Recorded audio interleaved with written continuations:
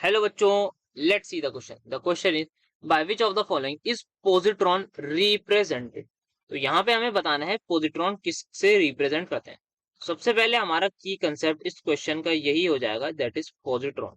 कि पॉजिट्रॉन आखिर होता क्या है, तभी हम उसकी रिप्रेजेंटेशन तक जा पाएंगे। जब हमें पता होगा पॉजिट्रॉन क्या है, तब हम उसकी रिप्रेजेंटेशन पर जा पाएंगे। सो पॉजिट्रॉन क्या होता है, सबसे पहले ये हमारे पास आता कहाँ से, ये हमारे पास आता है पॉजिटिव बीटा डीके से।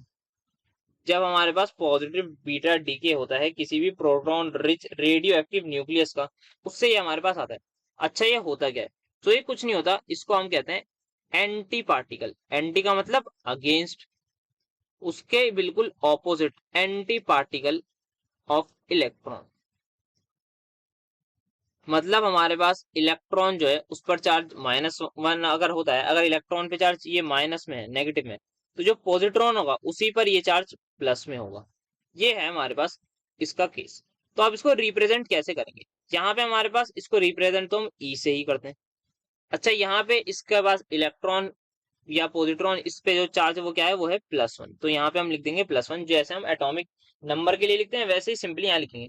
मास क्या होता है इलेक्ट्रॉन का? मास को इलेक्ट्रॉन का कंसिडर नहीं करते, उसको एकदम नेग्लिजिबल करते हैं। तो ये हमारे पास की रिप्रेजेंट हो जाएंगे। अगर मुझे इलेक्ट्रॉन की रिप्रेजेंटेशन करनी है तो मैं इलेक्ट्रॉन की कैसे करूंगा? आप इलेक्ट्रॉन की करेंगे, यहाँ पे मैं ई लिखूंगा, चार्ज इलेक्ट्रॉन पे -1, और जो उस पे जो मास होता है उसका हम 0 ही लेते हैं, बिकॉज बहुत ज्यादा नेग्लिजिबल होता है। इसका जो इसकी जो वैल्यू होती है वो होती है 9.1 into 10⁻³ kg। That is almost, हम उसको नेग्लिजिबल ही मान के चलते हैं इसके मास को। That's why I am writing here 0।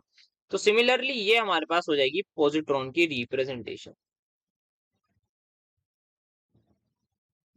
So the final answer is going to be option number B. Hope you understood it well.